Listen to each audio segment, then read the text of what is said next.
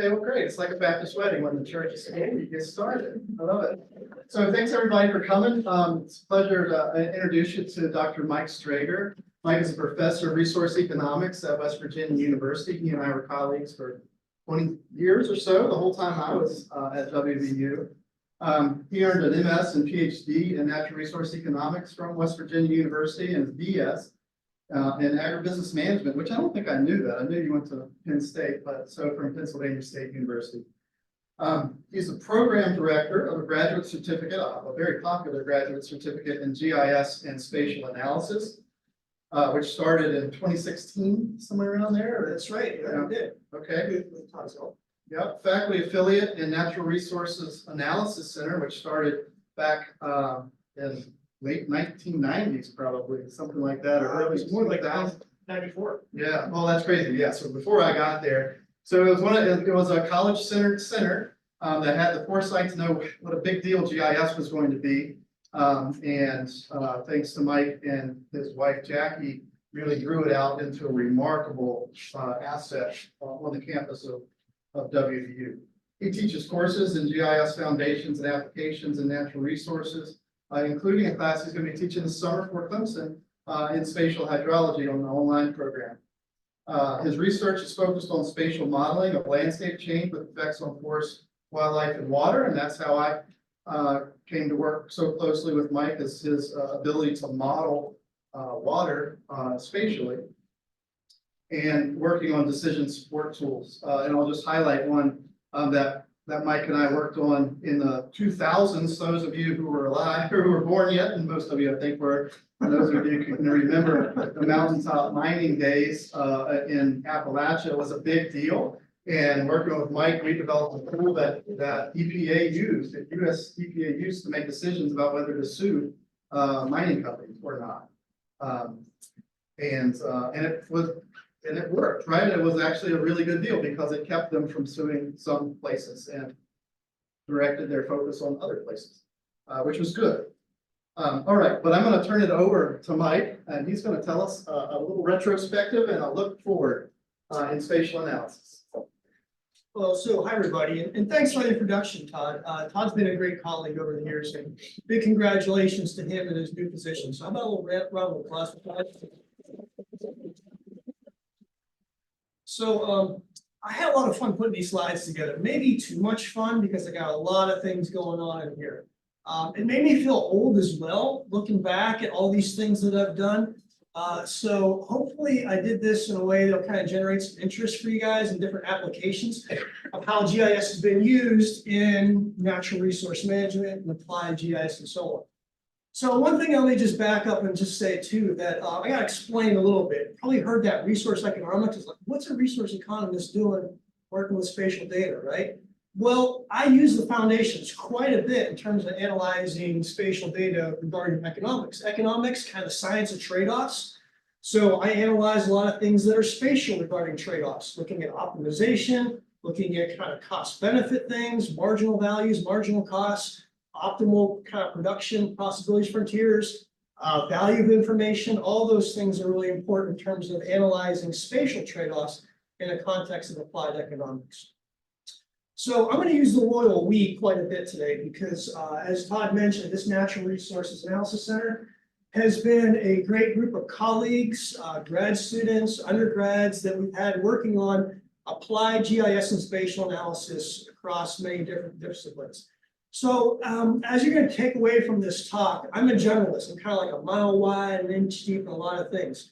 And so I think one of the things to really take away is just to appreciate all the different ways that GIS and spatial analysis, different places it can take you. It's taken me some amazing places, being able to do some amazing work. So I'm going to share some of that with you today. Okay?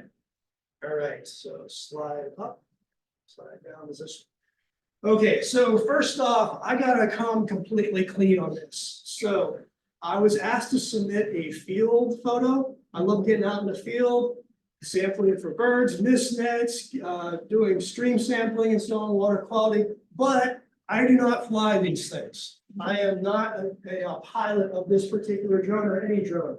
I never played video games growing up or anything, so I don't have that hand-eye coordination.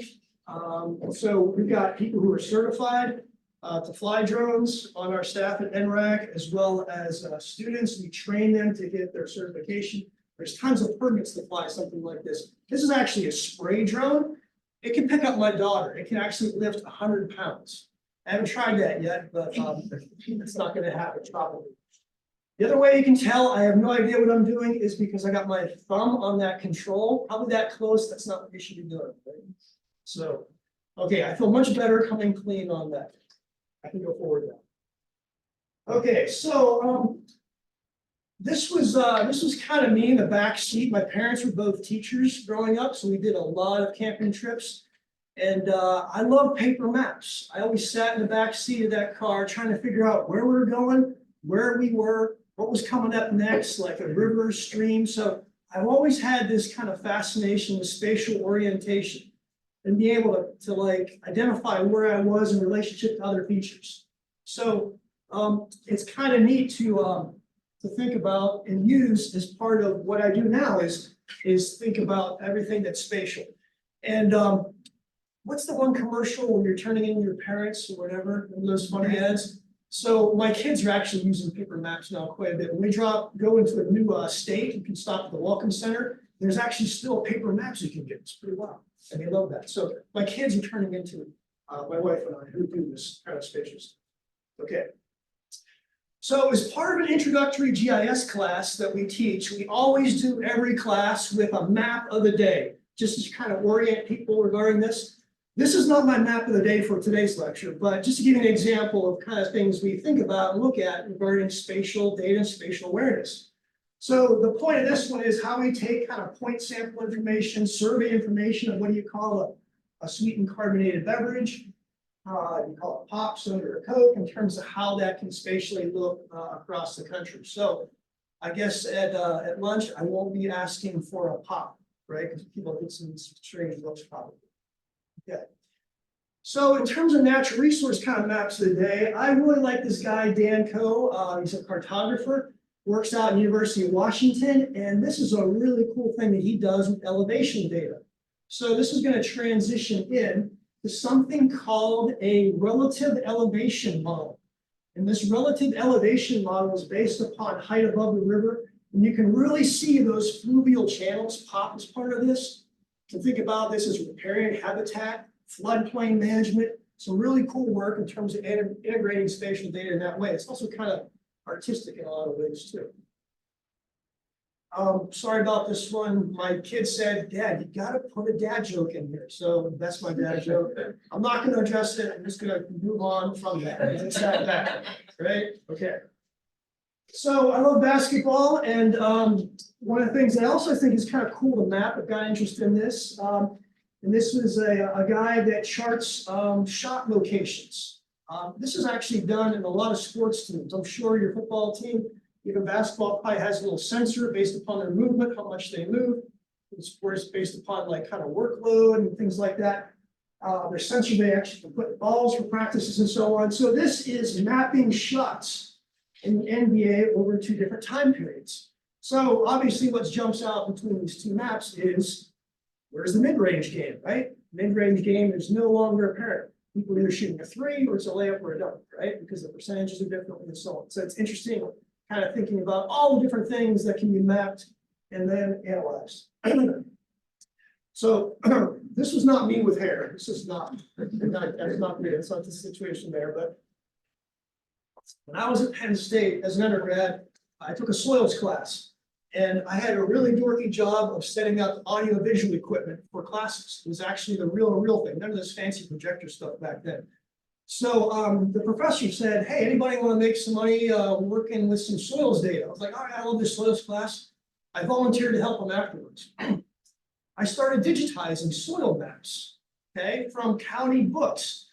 So laying this soil survey piece of paper down on a light table, having tie points, each one of those corners, the map like here, here, down here, and here.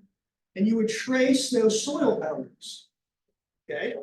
And then, so the map would be looking like this. You'd be tracing those boundaries all around. There's attributes that also had to enter in. And that's what I did like for a year and a half. Pretty crazy, right? I actually like this. That tells you about how cool I was as an undergrad, right? Probably not so much. But what this did is it really helped me kind of think about taking something that was not spatial, turning it into, it's actually turning something that was paper map, turning it into something that was digital, but then also adding a spatial component to it. And so I think it's really important to understand a lot of times where our data comes from in our field. So you guys, for your different majors and so on, taking advantage of those sampling classes, understanding, volunteering for things in terms of how data is collected, really give you some great insights in terms of then being able to use it for analysis. You got to know these things, right? So that's really important. Okay. So when ArcGIS started out, and there's probably no one in this room old enough to remember this, but this is all we had. It was just a screen. All right, ArcInfo 3.4D, right? Command line, display 999 to display anything that had a graphical representation of it. This was pretty boring. It was also kind of all we had. So you had to have this like inner knowledge of this crazy code to make ArcGIS produce a map. It was like this much line of code just to get something visual to appear, which is a real drag. Then in about the mid-90s, this amazing product came out. Remember ArcView 3? So ArcView 3 was the first desktop GIS. This really opened the door for many people to start looking and using spatial data. Instead of that line of code that was this long, you just click on a box right here, and guess what? That map would appear. It was magic. So people started to get interested in spatial data, made more interdisciplinary applications, and GIS was fun. Okay. I thought this was. So I like basketball, I like pizza, and this stack of pizzas, you're probably wondering, what's he doing with this? So every time I walk into a pizza parlor and I see a stack of boxes like this, I think what really gets me going regarding GIS, and that is spatial analysis. Nothing wrong with just being a GIS person, digitizing soil maps. You can do it all day if you want, that's fine. But for me, being able to look at those soils in relationship to all these different things, man, that's some cool stuff. I can get into this. I can do this all the time. And it's almost kind of like being an explorer, finding things out, like just uncovering things that are unique about all these spatial relationships. That's some cool stuff. Okay. All right.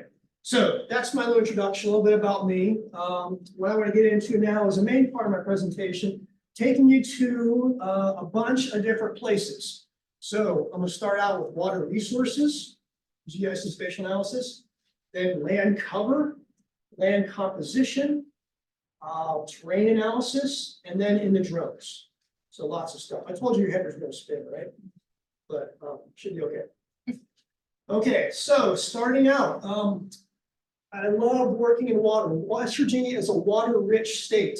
We're the highest elevation of a lot of states around us. So the water starts in our state and flows out for the majority of the state, besides the Mid River. It's a major tributary that comes in, river that comes into the state. So we started working with hydrology data sets like this, and guess what? We didn't have accurate mapping of a lot of streams that we knew also existed in the study area. That's because this scale of data was only like 1/100,000, not good enough. We actually went through and digitized additional stream segments. It was way back, like in the early 90s, mid 90s, and so on, to be able to assign additional tributaries and linkages into these streams. We did this based upon looking at topographic maps. Everyone probably remembers 1 of 24,000 topo maps. You can still get them digitally.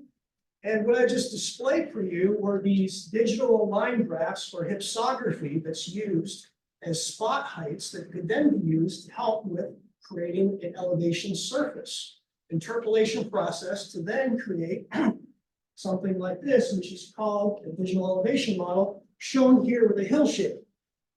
Now with this hill shade, you can definitely see concavity, convexity, right? You can almost start to see also where you might have some watershed boundaries and drainage patterns and so on.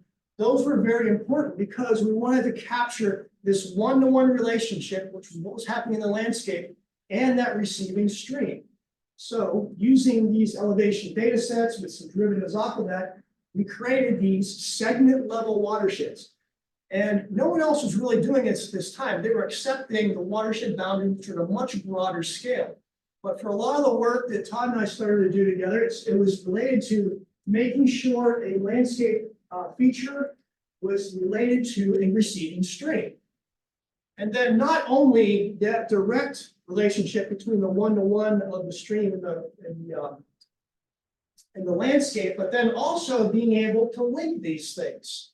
So we created some of the first flow tables in terms of linking this upper headwater catchment here, downstream, and so on and so on. And we did this with flow tables. So we originally did this by hand for some smaller watersheds, and then got to the point where we wrote some code, some connectivity code, getting some streamlines to be able to say then for like this watershed M, it is a pass-through which has inputs from both K and L above it. So there might be something screwed up or going on with K and L in terms of this red feature that needs to be accounted for in that catchment M. So with a flow table like this, we could account for that in terms of that connectivity. So that was a huge part in terms of being able to have this very spatially explicit modeling that was linked to a catchment and then also a network throughout the system. So being able to then look at a mined area such as this, and this is what this location looks like. We're able to look at individual catchments for those segments, again, junction to junction. And then identifying those three major catchments that are below that surface mine area. Those are capturing the runoff. And then linking them throughout a network all the way to the outlet of that watershed. So this was important because all of a sudden now up here we can start picking up additional features such as additional drainage area. Maybe there were some additional tributaries that came in that kind of diluted that water, that took care of maybe some water quality problems. But all of a sudden we can start modeling then these transition zones and linking that to thresholds related to water quality, or even where we had fish populations and so on. So this ability to look at things not just locally, but then cumulatively was a major step forward. And some work with Todd and his grad students, which I've always really liked this idea of scaling things, looking at things at that individual segment, thinking about that as a house, and then the relationship to the neighborhood, and then the community based upon different scaled watersheds. The HGTV channel, right, always has those shows that you're fixing up houses, buy or sell, whatever, and fix it up or whatever. And so what you want is to find a fixer-upper, which is a poor house, a pretty crappy house, but it's in a really good neighborhood. Same thing with these catchments. You want to find an individual catchment that is maybe in bad shape because of some discharge or water quality problem, but it can really be elevated quite a bit because it's got a lot of good watershed characteristics and drainage around it. So those become the opportunities to look at both restoration and also protection priorities. Protection be a good house in a good neighborhood, good stream, and a good watershed. So enabling us to take then very local information and then looking at it at a more regional context is a good way to kind of bring those two scales and perspectives together. This is a example of some work looking at kind of downscaling information, so segment level information that captures some climate data. And that climate data then being able to identify and look at trends and patterns at that very local segment level, as well as taking that segment level catchment information and upscaling it to broader extents was really powerful in terms of decision making and help. So I had the fortunate opportunity to work with David Mamet at the University of Texas at Austin. He worked on this hydro model, and he was aware of all this kind of by hand flow modeling and connectivity we were using, which then became part of the hydro model.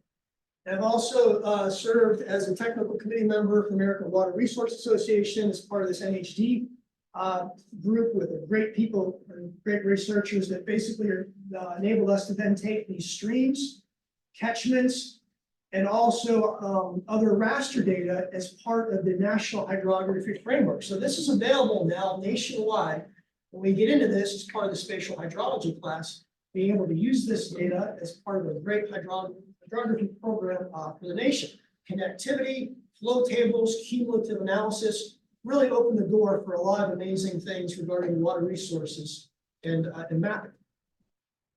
So then, besides that vector data model, which is kind of limited junction to junction regarding values, the ability to look at things in a raster environment hydrologically created a lot of really neat and new opportunities. So represented here are 10-meter raster cells representing a flow network. And each one of these individual cells now could have a different value, could have a different drainage area value, have a different stream gradient, have a different flow value there, which is what we did for our state regarding low flow measurements. So implementing in some rainfall runoff models, drainage area ratios, and other approaches looked at stream gradient, we're able to come up with a cell-by-cell stream flow estimation model, which has been really helpful for a lot of things regarding waste load allocation, permits, discharges with streams, and also water withdrawals from different places. So this framework was especially useful in a particular incident that occurred in West Virginia that we're not really too proud of. This occurred 10 years ago. And this was a chemical spill that occurred on the Elk River, which is just upstream of our state capital of Charleston. So this above ground storage tank that you see right here has this chemical, which is, you write it out, it's about this long, just abbreviated as like 4 MCHM is the abbreviated name for it. It discharged from one of these sites, one of these tanks, got into the river, and then in West Virginia, a lot of our surface water is used for public drinking supply. And so when that happened, this is the intake, which is just downstream. This is the city of Charleston. That contamination, which was really from right up here, it's a very short distance away. It essentially affected over 300,000 people, 9 counties. And it was so bad that you couldn't even use this water for washing your hands. And psychologically, that's pretty rough. I mean, you can't use it for washing, cleaning, cooking, or anything. Actually gave you a rash. It smelled like licorice when it came out of the faucet. Just crazy stuff. So this was a big deal. Businesses were closed. Schools were out for a couple of months. It was a big issue in our state. And so I was working with the state quite a bit in terms of a lot of these stream flow models, and they said, hey, can you help with something that we want to do now, which is implementing these zones of critical concern, which were a way to look at the areas above our surface water intakes in order to protect those intakes from future spills. So I said, well, okay, I think I can do this. I haven't really said no to too many things. I like to try to figure things out.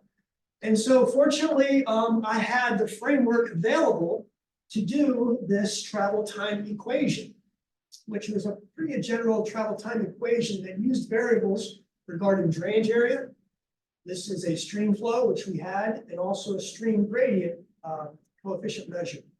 And so this equation then could be applied to look at the upstream travel time to a particular cell. So from that particular intake location, that's our surface water intake, we could calculate the number of seconds. And that is the water that is at that location. That's how long it takes for water there to leave the state, based upon stream gradient, stream flow conditions, and so on. It's pretty cool. Also, there's a flow length component built in this too. So taking that 19,369 seconds for that site, and the state was interested in a 5-hour travel time to protect these intakes. So a 5-hour travel time looked like this for that main stem, and then also the tributaries. We buffered the main stem 1,000 feet, and then the tributary was buffered 500 feet. We did this for all 165 surface water intakes in the state. So a great product, and this is how it was implemented. And looking back at that spill, it was only 31 minutes away during the flow at that particular time. So it didn't take long for that chemical to get pretty well circulated all throughout the system. It was actually a day and a half later after the spill. So it gives you an idea how spread out it was. Again, 9-county area, over 300,000 people impacted. Really big deal. Okay, so we created those zones of critical concern, and what that required then was all these companies then to have to permit those above ground storage tanks, get them inspected yearly. It was a big deal. It was really costly. $3,500 for each one of these tanks was registration fee. It really add up. The issue with West Virginia is we got a lot of different topography. Everything is kind of built along the riverbanks. That's where the flat areas are. So a lot of these tanks are really close to the water. Well, as you can imagine, the companies, gas industry really didn't like this plan. And they were wondering who this Strager guy was that created this time of travel model. And it wasn't a fun time because guess what? I got called into court to testify. The gas industry took us to court, the state, and so I was part of the state's product. And that's with my colleague, Nicholas Zegg, who's a forest hydrologist. And it was really contentious. It was a tough 2 weeks. So if you ever think your thesis defense or your dissertation defense is tough, just get on the stand for some hungry lawyers. It's a fun experience. But I knew my stuff was right, and I knew it was legit. And my colleague Nicholas Zegg was really good, also in the meetings as well that we had. So it was kind of a common bond we had in terms of getting grilled by all these people. And one of the things that kind of just diffused the whole kind of inquiry was when we used the quote by George Box that said, "All models are wrong, but some are useful." You guys hear that? It's a great one to use. I suggest pulling that out for your dissertation or thesis defense if you can. So once we acknowledged that our work was not perfect, had some limitations, it was like, okay, all right, they get it. And so guess what? We actually won that, which was a cool thing. It's still in place today in terms of the tank designations, and water is protected. So it's a good story and a good experience. Not one I want to do again. Okay, so that's my water resources example. Now getting into things related to the landscape. So specifically first, let's talk about some land cover. So people in this class, if you're using spatial data, you're looking at land cover analysis, you probably have thought about using the National Land Cover Data Set, right? Multi-resolution land cover. This is a great product. It's available off of TM Imagery. And nationwide, it's an amazing product. And its consistency now enables you to go back and look at land cover change, which is really awesome. And at this particular scale down here, 1 to 60,000, this works really great because these pixels, anybody remember the pixel size for an LCD data? Anybody? 30 meters. 30 meter pixel cell resolution corresponds to like a 1 to 60,000 scale. So you can use this for 1 to 60,000 scale. You get down to something with these classes a little bit more localized, like this 1 to 10,000. Guess what? That land cover doesn't hold up so well. Ends up looking like an 8-bit pixel thing, or that old, I'll date myself here, the Pong game. There's probably a spin-off of it now, right? Pong. That's what this kind of looks like, right? So this land cover, in terms of being able to capture things for your campus here regarding matured vegetation, riparian vegetation, grass versus kind of woodland classes, maybe different levels of imperviousness, of development. That's not going to do it at this 30 meter pixel cell resolution size. So like what I showed you earlier, we were doing things at the individual catchment, 1 to 24,000. Land cover like this was not going to fit the scales we were working on.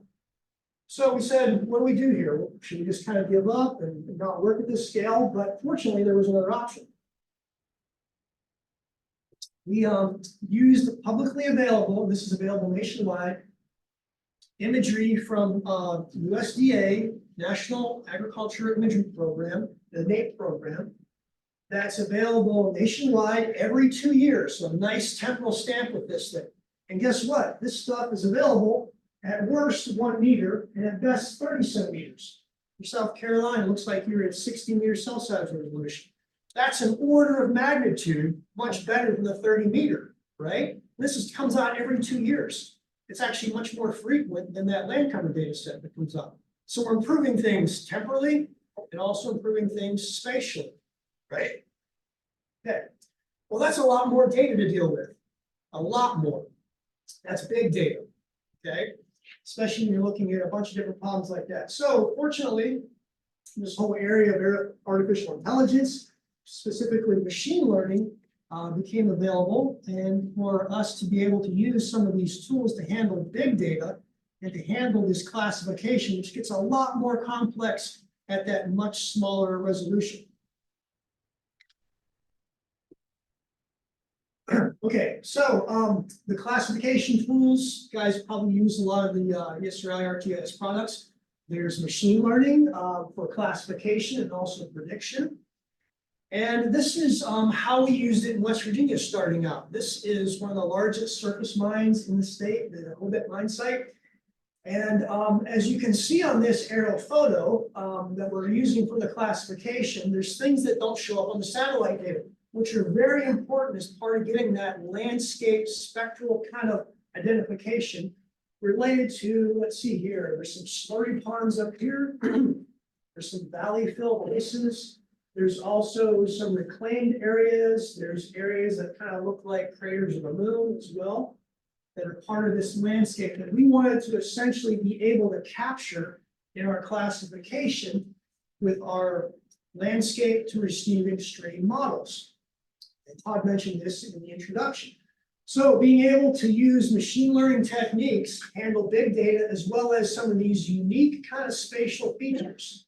So these kind of triangles like this, those are actually valley fills, where material from the mining application is deposited in these headwater reaches, and they look kind of like these V's that show up in the shape like that. So spectrally, there was information we were grabbing for the classification, and also the shape was really important too. And this became a really good product in terms of being able to capture those landscape features and improve our landscape through receiving stream models. So we did this for this mountaintop mining region that you see here, getting up with these particular classes, and it worked out really well. And we're looking at this and we're like, man, we did a pretty large area pretty quickly for this. Machine learning really kicked in and created these great opportunities for us. Let's just do this whole thing now for the whole state. So that's what we did. So we created a 1 meter product of classified nape imagery for the entire state of West Virginia. Tons of applications, tons of people started using it, applying this to wildlife studies, to forest types, mapping stands better. Really important for a lot of wastewater modeling. EPA basins loved it for total maximum daily loads. It created a really good product in terms of capturing the land cover a lot better than that 30-meter resolution. So good that word came about this, and we started to work with the Chesapeake Bay in terms of classification of land cover, because they wanted to do this for the whole Chesapeake Bay. There was a lot of money being thrown at the Chesapeake Bay for this particular work. We consulted them with this and also worked with the Spatial Analysis Laboratory at the University of Vermont. Some great colleagues up there. And they took their watershed boundary out to the next county. That's why this looks like county extent. They did their watershed boundary out to the county that intersects. And so they classified imaging at 1 meter resolution for that entire area. Again, amazing product that benefited a lot of their purposes for landscape to receiving stream interactions and so on. So that was the land cover work we did with part of machine learning. Also related to land cover was the composition that we had then available. So what you're looking at in this case is areas that are both grass and forested, being able to create a composition of the amount of edge, patches, and core forested area was really important in linking this to a lot of wildlife models that required these particular inputs, at especially this high resolution, but then over a very broad area. Okay, so you're looking at some landscape metrics that we're able to derive off the product we created, looking at kind of forest, non-forest area, and not just the amount of forest, but then the composition of it. We created a product off of this that incorporated in a lot of kind of morphological image processing, which also has some machine learning components in this. We get fragmentation, looking at headwater reaches, ecological land units were a classification part of this. And we created this product called Critical Forest, which our forest industry liked quite a bit for a lot of purposes. This is a statewide forest composition that really looks at not just where forest and non-forest are, but that kind of makeup of the forest, the composition, which is really important. So again, this was useful as an input for a lot of invasive species studies, specifically with invasive plants, because in areas where that forest is opened up, the canopy is opened up, there's access, there might be forest plants, on the understory that grow. These become a great input in terms of potential areas that can be susceptible to that. So even though West Virginia is 84% forested, you start to really look at these composition things, you can identify some particular patterns and locations where there might be some other particular issues. So this forest composition, I'll get to this in a couple seconds here, is also very important for a lot of wildlife modeling we do at the statewide level. Okay, so I talked about land cover, talked about the composition of it, and then now, in terms of the landscape, looking specifically at the terrain, a third part of it. So besides the cover that's on the land, we looked at the elevation data. And so for West Virginia, we actually flew LiDAR. We were one of the first states. North Carolina was way up there too, in terms of creating a LiDAR data product, 1 meter resolution elevation for the whole entire state that was much more current than some of the older DEMs that were available. So we applied a lot of these geomorphology tools to basically model the land surface. We like to use a bunch of different products. Specifically, we really like this one called Saga, which if you're interested in kind of this geomorphology, land composition, with the terrain, I highly suggest it. The Saga model, starting with an elevation data set with DEM, enables you to get at things such as a topographic wetness index, plan curvature. You can look at concavity, convexity of different landscape locations, a length slope factor, which is important for a lot of runoff modeling, ecological runoff modeling. Universal soil loss equation uses that. Valley depth in terms of depressions and height above the particular valley extent. A closed depression, again, getting at some of the concavity, convexity metrics. And these features were very important, we found, in a statewide wetland study we did. You guys are probably familiar with some of the national wetland inventory data that's available nationwide. And it's a great data set, but it's not really updated that well. And it doesn't have a lot of the spatial resolution that's possible for detecting some of these western emergence, shrub scrub, and also forested areas. So again, this is big data data sets that we used as part of, instead of a classification with machine learning, as a predictive tool of machine learning. So you're looking at some clustering emergent and clustering forested and shrub scrub models that enabled us to improve our wetland mapping for the state. Very important for a lot of no net loss of wetland policies, and especially our state, which has a lot of resource extraction activities in it. And so being able to have accurate wetlands mapping is very important for that process. Jim Anderson here has used this data set quite a bit in a lot of his research used in West Virginia with us, and relating this to not only wetland quality, water quality, presence there, depth of wetlands, but also then a lot of species that use those wetlands. Great input for those things. Okay. I'm struggling with dryness up here. Getting through it. All right. On to then having these great data sets with the land cover, with the composition, with the terrain. This really opened our door for a lot of awesome wildlife modeling we were able to do, especially for over large, broad areas. Relating that to climate scenario data we're able to bring in, looking at gains and losses, being able to look at a really cool thing called alternative futures. If land cover changes, what would be the effect on these species?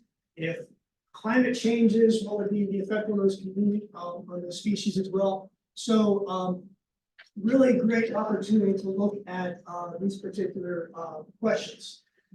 And as part of getting a better detailed mapping of not just deciduous or conifer classes or mixed, which is what you come out with a lot of the NLC data, is some of these more specific kind of code hardwoods, unique maple beech birch classes, deciduous classes, which are really useful for creating the background data sets necessary and important for looking at species range in terms of confirmed, probable, or possible distributions as part of this hexagon approach.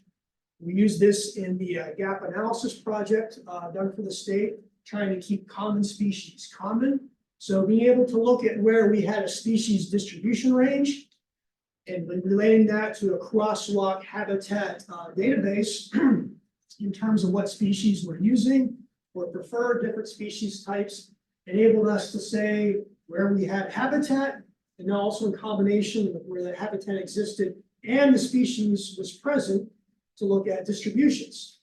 So we combined all these things again for species richness in our state, looking at birds, mammals, and then also herps throughout the state. So these distribution maps were very beneficial, essentially building these foundation of data sets to be able to answer some of these awesome questions regarding species mapping. Okay, is your head spinning so far? All right, sorry about that. Okay, switching gears a little bit over into our drone applications and things we did as part of this natural resource analysis center. So drones are pretty cool. Like I said, I have no business flying them, and that's a good thing.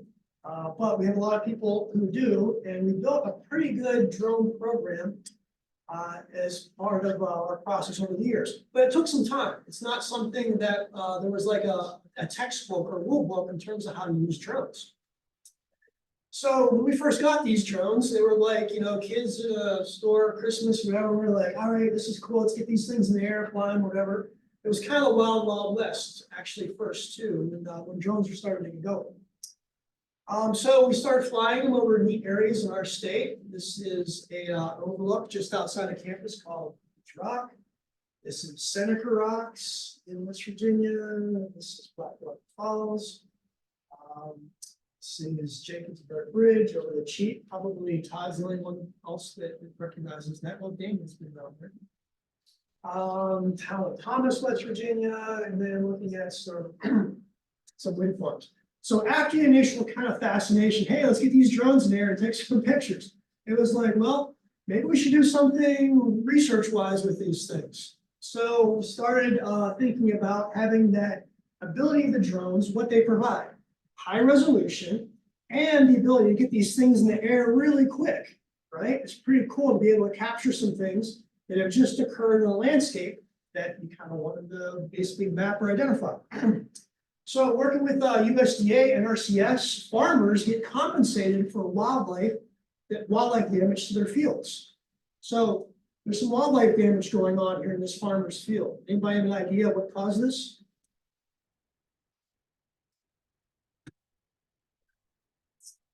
Did I hear bears?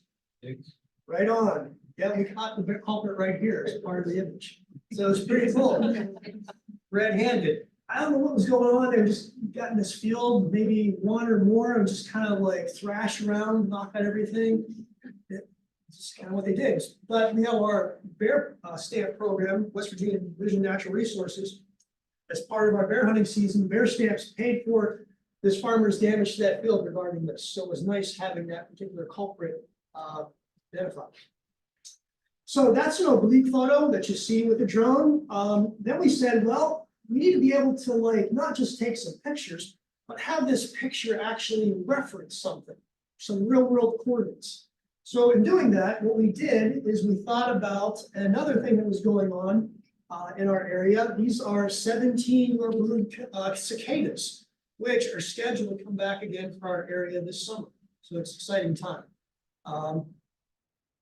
My wife complained one time when she had like 3 or 4, like all intertwined in her hair. It was pretty wild. Walking in the office and you just kind of pull them out. They're like kind of stupid in terms of how they fly. So they're pretty neat though. So we said, you know, there's something going on with these cicadas. They're knocking out like the last maybe 3 feet of a lot of our deciduous trees. And so we see this tree die off in terms of the end leaves of it. We saw this around campus and we were like, well, we got these drones, let's get them in the air and try to capture this, and measure this. Probably be a kind of a neat thing that because it doesn't happen all the time, that we can get a publication out of it. So this is the damage we were looking for to be able to map. Again, high resolution, not going to capture that with a satellite or even aerial photography.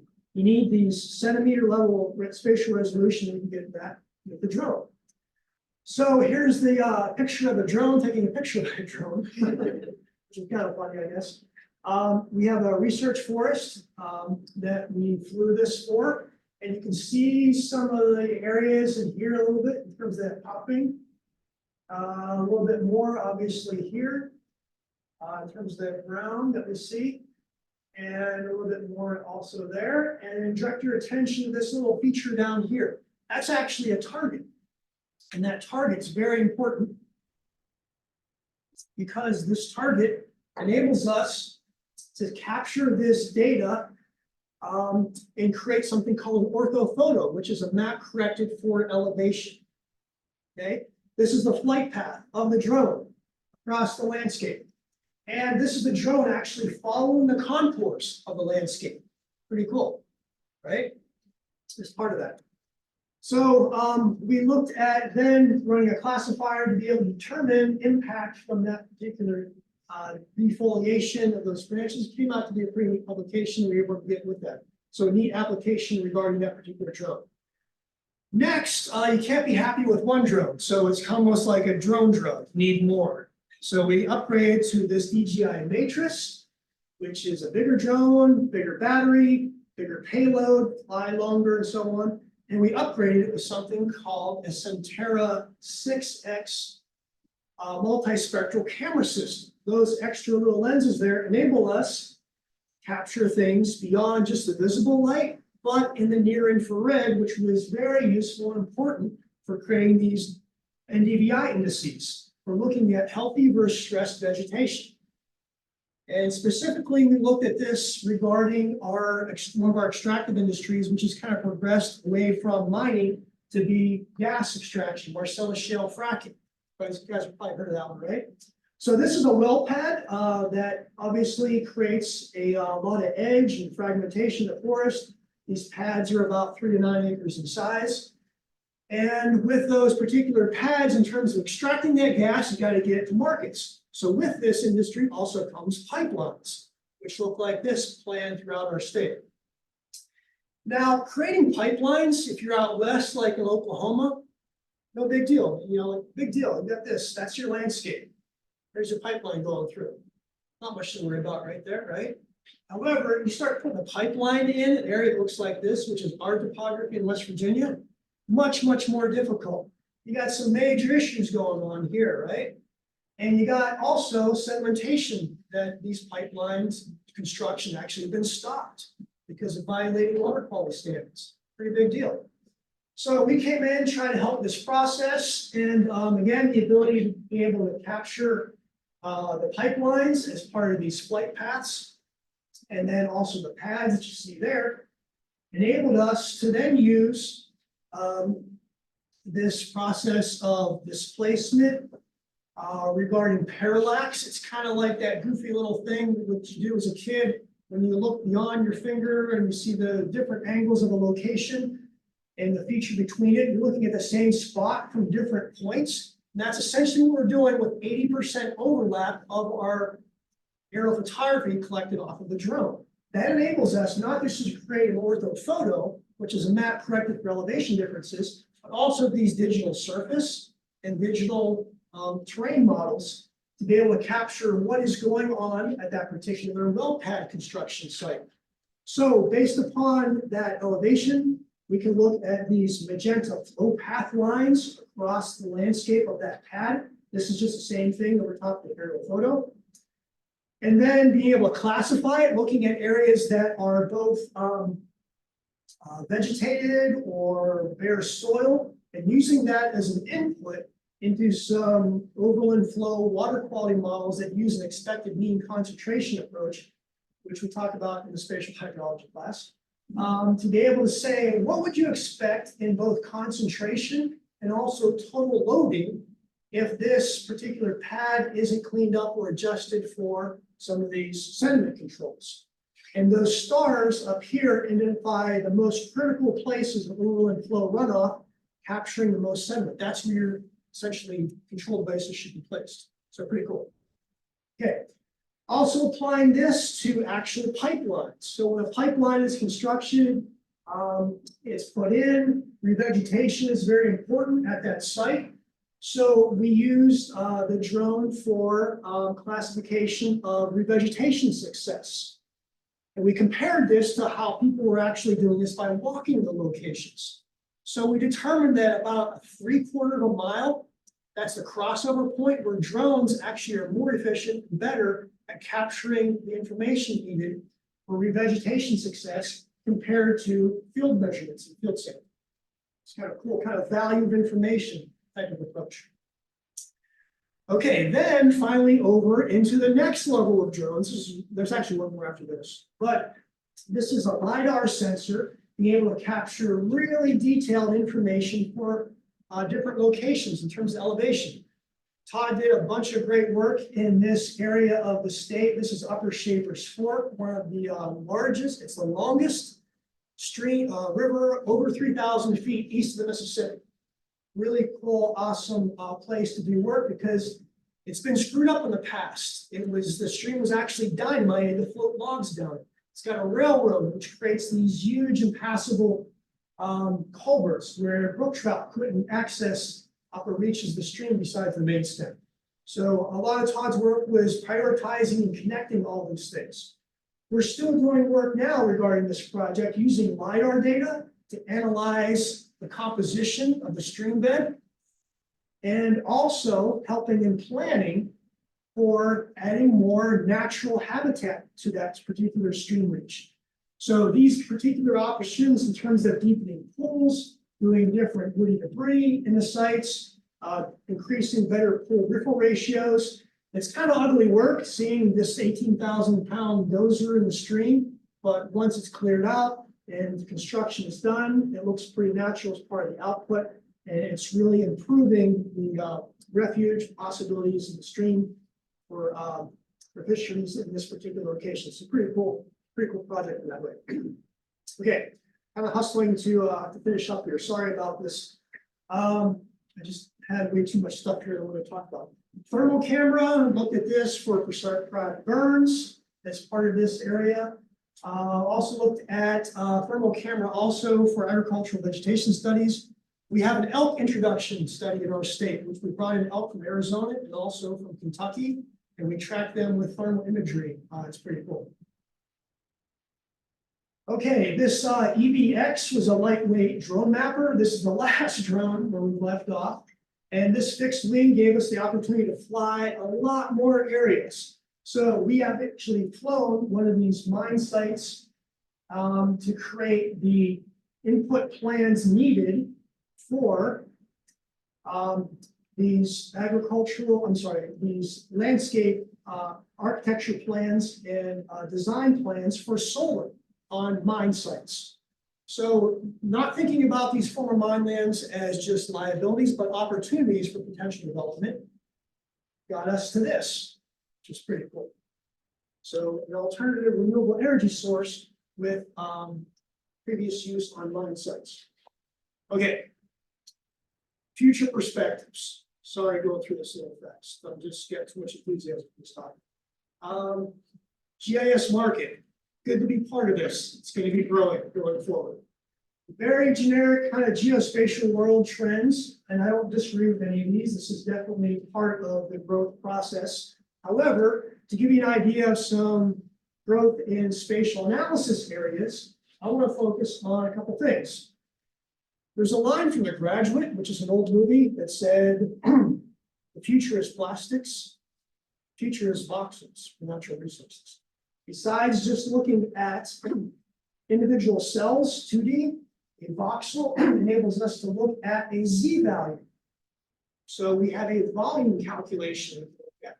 And so being able to represent features from a point cloud like this for forestry applications, for vegetation density, a lot of really cool things coming down the pipe with this.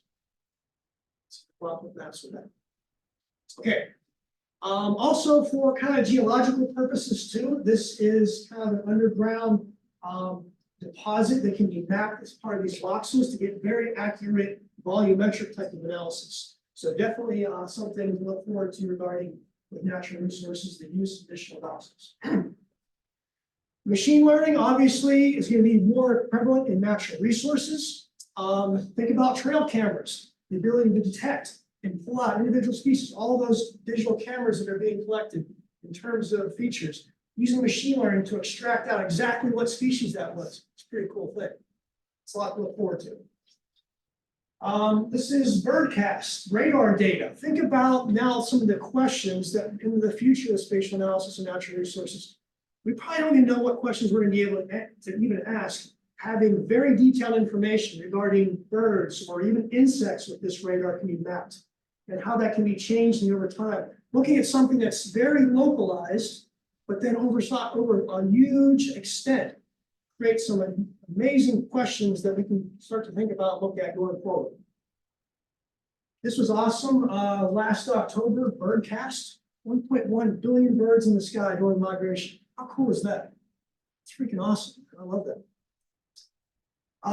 Then obviously with our phones, I think that there's, besides just looking at how people are tracked, and how our information is tracked, but the impact this has on natural resources.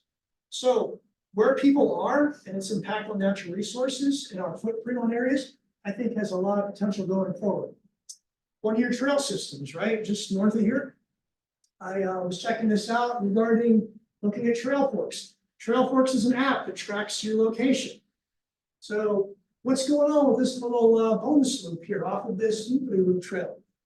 Is that someone just kind of bogarting the area? Maybe there's a cool jump line or something they added in. I don't know. But that's just a quick example of using observation data from phones in a natural resource extent.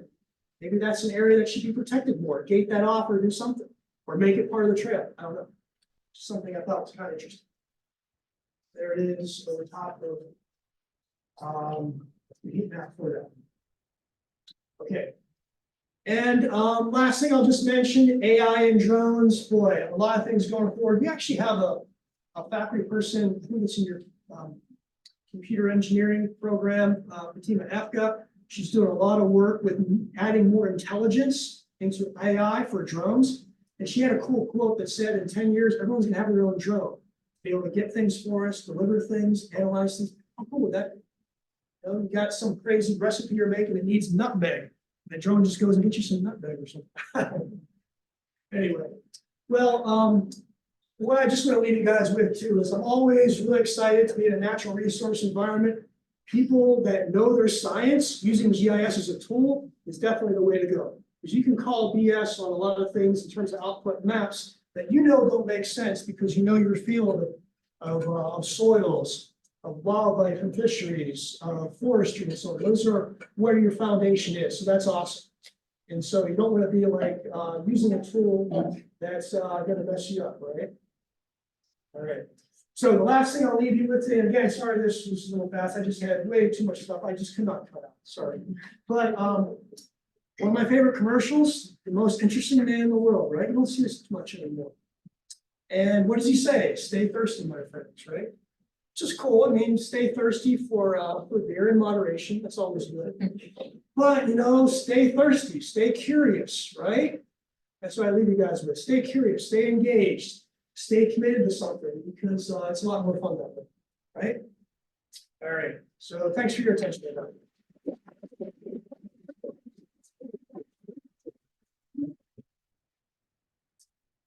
So I had a great dinner last night. Todd took me to the Smoking Pig.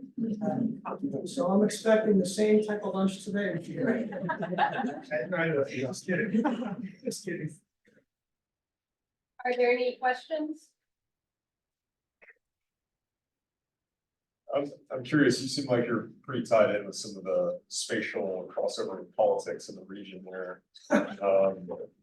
I know in the western part of Virginia, they're dealing with a lot of sort of green degradation from UTV and ATV use in the national forests there. Are you getting that in West Virginia? And has anybody started to think about with these sort of high resolution drone images to see the alteration? Well, it's actually something we really want. Our Hatfield-McCoy trail system tracks people from states away. You know, the side-by-sides, the single track for dirt bikes. I have a motorcycle, I've taken mine down there. It's a lot of fun. So we're actually welcoming it as a post-mining land use in a lot of these abandoned mine land areas that have been reclaimed. But yeah, as part of it, it requires a lot of trail maintenance, trail management, in terms of potential setting it can lead to and so on. But yeah, it's actually a big money generator because these people with the big rigs that are calling $250,000 campers with side by sides, which can be pushing 20 grand. It's big money for areas. So yeah, a lot of places it's very welcomed. As potential recreational benefit for that area, but it obviously does have a lot of impacts potentially too with it. That has to be accounted.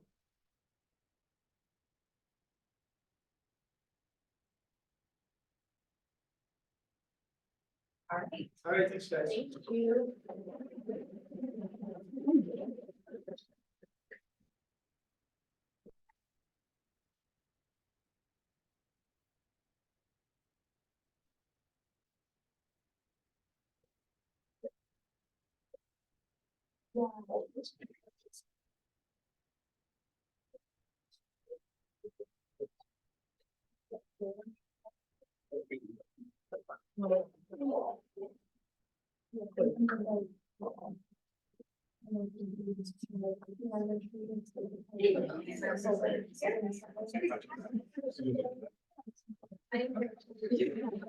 I think. Yeah. Yes. Thank you.